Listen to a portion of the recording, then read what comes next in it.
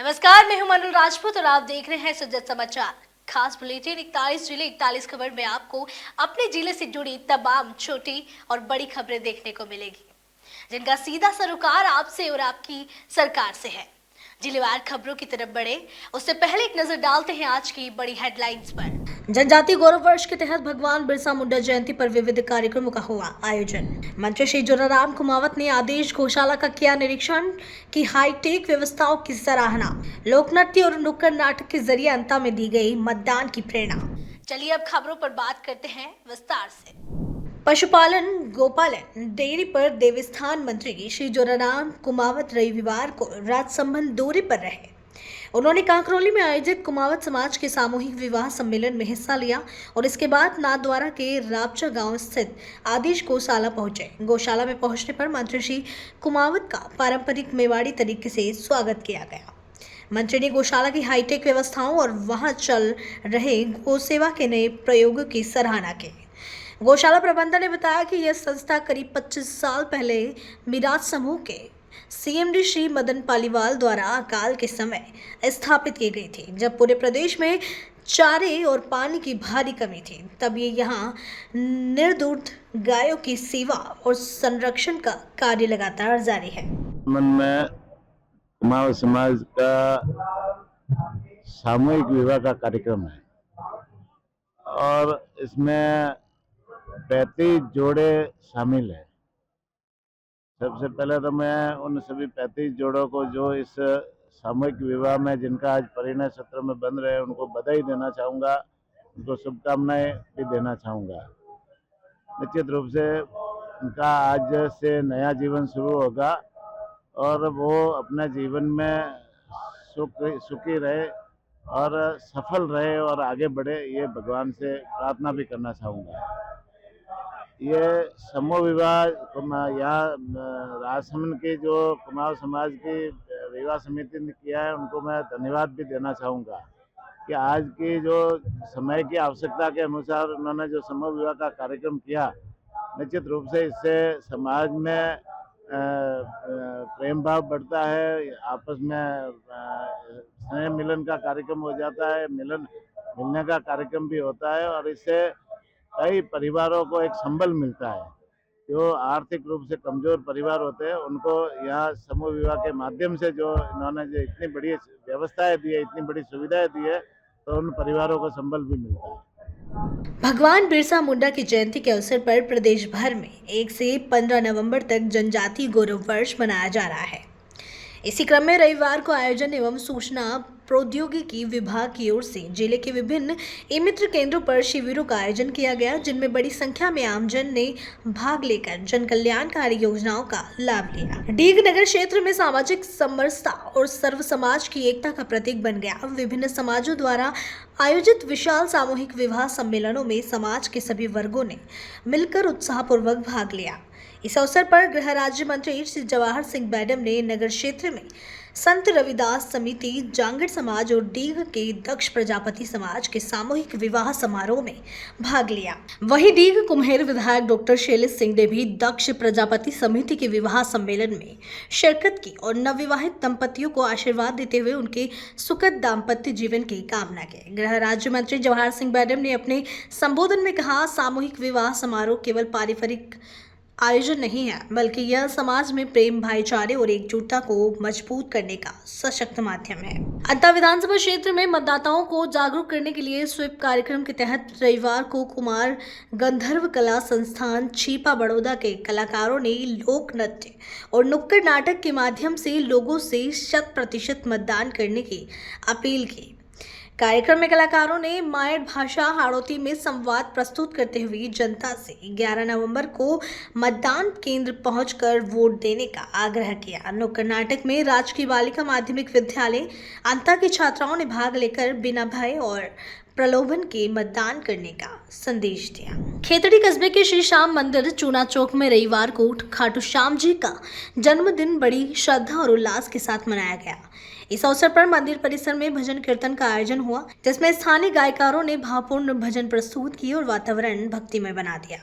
संस्था के सचिव श्री कैलाश गर्ग ने बताया कि हर वर्ष की तरह इस वर्ष भी कार्तिक शुक्ल एकादशी के अवसर पर यह आयोजन किया गया, जिसमें कस्बे की सैकड़ों महिलाओं ने उत्साहपूर्वक भाग लिया। कार्यक्रम के दौरान 34 किलो का मिल्क केक काटकर श्याम बाबा को भोग लगाया गया। मुख्यमंत्री श्री विजयलाल शर्मा की पहल और चिकित्सा मंत्री श्री गजेंद्र सिंह खींवसर के निर्देशन में अब प्रदेश के ग्रामीण इलाकों में भी कैंसर जैसी गंभीर बीमारी की जांच सुविधाएं सुलभ हो रही है। इसी क्रम में नागौर जिले में कैंसर स्क्रीनिंग मोबाइल वैन का संचालन शुरू हो गया है, जिसमें अब गांव ढाणी स्तर तक आमजन को घर के नजदीक ही स्वास्थ्य जाँच की सुविधा मिलेगी। रविवार को चिकित्सा एवं स्वास्थ्य मंत्री श्री गजेंद्र सिंह खींवसर ने हरी झंडी दिखाकर मोबाइल वैन को रवाना किया। यह वैन ग्रामीण क्षेत्रों में जाकर विशेषज्ञ चिकित्सकों द्वारा कैंसर जांच और परामर्श सेवाएं प्रदान करेंगे। ग्रामीण क्षेत्रों में नेत्र स्वास्थ्य सेवाओं को सुलभ बनाने के उद्देश्य से राजस्थान ग्रामीण आजीविका परियोजना के सहयोग से चलाया जा रहा दृष्टि दीदी हर गांव हर घर अभियान लोगों के लिए उम्मीद की किरण बन रहा है। इस अभियान की प्रगति की समीक्षा के लिए जिला परिषद सीईओ श्री मृदुल सिंह ने रविवार को ग्राम पंचायत बासी खुर्द और धानोता का औचक निरीक्षण किया। सीईओ ने बताया कि जिला कलेक्टर श्री कंवर चौधरी के निर्देशन में यह पहल ग्रामीण नेत्र स्वास्थ्य को सशक्त करने की दिशा में एक महत्वपूर्ण कदम है। इस अभियान के अंतर्गत स्वयं सहायता समूह से जुड़ी महिलाओं को विशेष प्रशिक्षण देकर दृष्टि दीदी के रूप में तैयार किया गया है।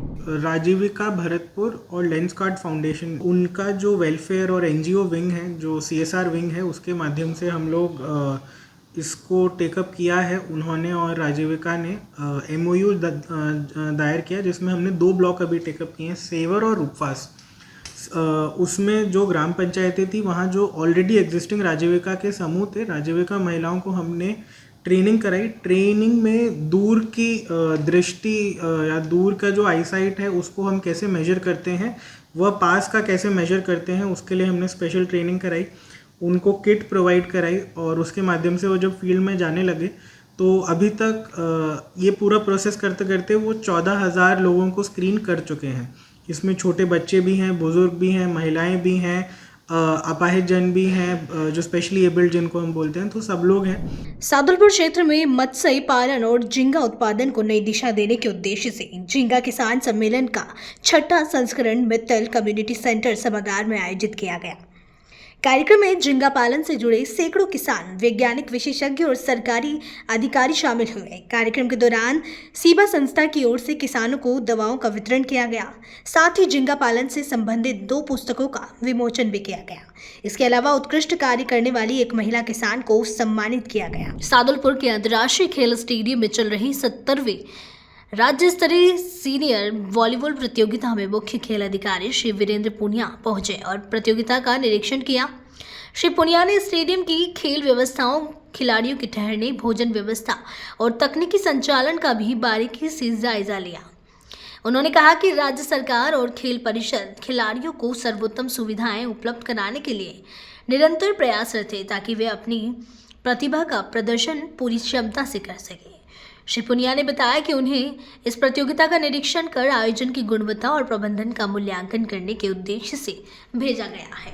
ये हमारे राजगढ़ के लिए बहुत सौभाग्य की बात है कि यहाँ पे अंतर्राष्ट्रीय खेल स्टेडियम में वॉलीबॉल की जो स्टेट लेवल की प्रतियोगिता पुरुष और महिला हो रही है। ये पूरे ज़िले के लिए और तहसील के लिए गर्व की बात है। मैं तो वैसे देखने भी आया हूँ और इस टीम का, राजस्थान का, मैं वॉलीबॉल का ऑब्जर्वर के लिए राजस्थान सरकार से यहाँ पे 2 दिन के लिए आया हूँ।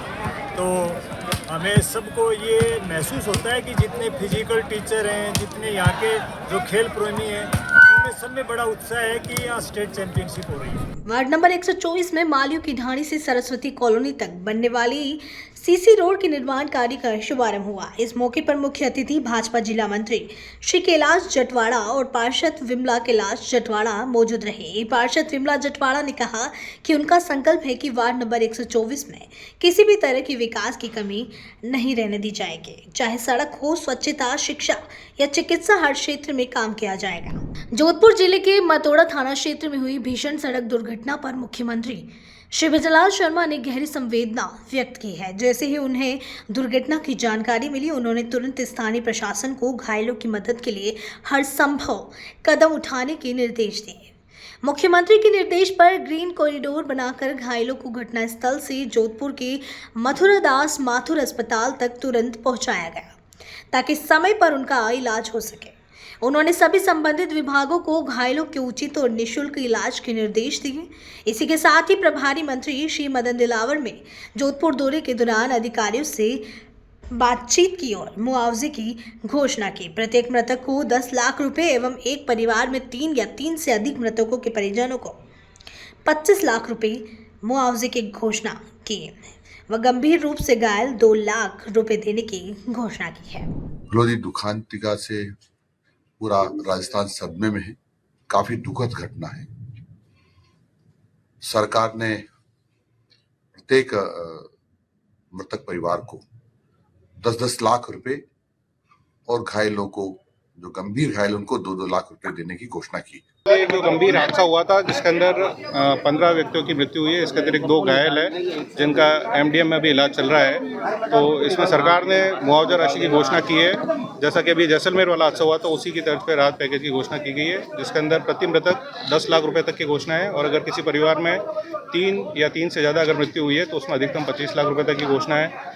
गंभीर घायल की स्थिति में 2 लाख रुपए और सामान्य अगर घायल है तो उसमें 1 लाख रुपए की घोषणा है। इसके अतिरिक्त प्रधानमंत्री सहायता कोष से प्रति मृतक 2 लाख रुपए की घोषणा की गई, जो इसके अतिरिक्त मुख्यमंत्री श्री भजनलाल शर्मा जी की जन कल्याणकारी योजनाओं से जरूरतमंद लोगों को लगातार मदद मिल रही है। उन योजनाओं के तहत सामाजिक और आर्थिक रूप से कमजोर लोगों को नया सहारा मिल रहा है। इसी दिशा में ऊर्जा मंत्री श्री हीरालाल नागर के निर्देश पर धुलेट गांव के दिव्यांग युवक मनोज बेरवा को कृत्रिम पेड़ लगाया गया। कृत्रिम पेड़ लगने के बाद मनोज की खुशी देखने लायक थी। उसने सड़क पर चलकर अपनी खुशी जाहिर की और सरकार व ऊर्जा मंत्री श्री हीरालाल नागर का दिल से आभार जताया। मनोज ने कहा, अब मैं फिर से अपने पैरों पर चल पा रहा हूँ। यह मेरे लिए नए जीवन जैसा है। मैं मुख्यमंत्री श्री भजनलाल शर्मा और ऊर्जा मंत्री श्री हीरालाल नागर का धन्यवाद करता हूँ। श्री हीरालाल जी नागर ऊर्जा मंत्री जी हमारे गांव में आए। मेरे पैर नहीं था, चलने फिरने की परेशानी थी, तो उनने हमारी परेशानी देख के हमारे पैर लगवाया। बहुत बहुत धन्यवाद। भरतपुर और दौसा जिले की सीमा पर महुआ बॉर्डर के पास एक मिल्क फूड प्रोसेसिंग फैक्ट्री में कृषि मंत्री डॉक्टर किरोड़ीलाल मीणा ने छापा मारा। इस फैक्ट्री में नकली देसी घी, बटर और मिल्क पाउडर बनाए जाने की जानकारी मिली थी। मंत्री की कार्रवाई के दौरान फैक्ट्री से हजारों लीटर दूध और करीब 20 ड्रम केमिकल मिले, जिन्हें चारे के ढेर में छिपाया गया था। नकली दूध की आशंका के चलते 25,000 लीटर दूध मौके पर ही नष्ट कराया गया। एक ट्रैक्टर ड्राइवर ने बताया कि दूध को यूरिया और कॉस्टिक सोडा मिलाकर तैयार किया जाता है। पिछले 25 से 30 सालों से बीकानेर शहर के लोगों के लिए कोटगेट और सांखला रेल फाटक सबसे बड़ी परेशानी बने हुए थे। शहर की बढ़ती आबादी और यातायात के दबाव के कारण यहां घंटों जाम लगता था। अब यह समस्या मुख्यमंत्री श्री भजनलाल शर्मा की दूरदर्शी सोच और जनहित की नीतियों के चलते जल्द खत्म होने वाली है। राज्य सरकार की पहल पर अब कोटगेट और सांखला फाटक पर अंडरपास बनने की दिशा में काम शुरू हो गया है। पीडब्ल्यूडी विभाग ने इसके लिए टेंडर जारी कर दिए हैं। कोटगेट और सांखला फाटक रेलवे समस्या काफ़ी वर्षों से लंबित थी, जिसके संबंध में स्थानीय जनप्रतिनिधि और पीडब्ल्यूडी ने इस समस्या के समाधान के लिए और वर्तमान में टेंडर प्रोसेस कर दिए हैं और दोनों ही रेलवे फाटक के लिए अभी लैंड एक्विजिशन की प्रक्रिया के अधीन है। सेक्शन 4 और 11 की प्रक्रिया पूर्ण हो चुकी है और सेक्शन 19 के अधीन फाइनल रिपोर्ट आने के बाद में एक्विजिशन की कार्यवाही कंप्लीट हो जाएगी। मीनवाइल पीडब्ल्यूडी ने अपने स्तर पे टेंडर प्रोसेस करके और अभी आज की डेट में वो अप्रूवल के स्टेज पे है और जैसे ही टेंडर अप्रूव हो जाता है हम आगे इसमें वर्क ऑर्डर देके और कार्य स्टार्ट करवा देंगे। 41 जिले 41 खबर बुलेटिन में आज के लिए इतना ही। फिर मिलेंगे नई खबरों के साथ। तब तक के लिए देखते रहिए सुद्ध समाचार और हमारे चैनल को लाइक, सब्सक्राइब और शेयर करना ना भूलें। धन्यवाद।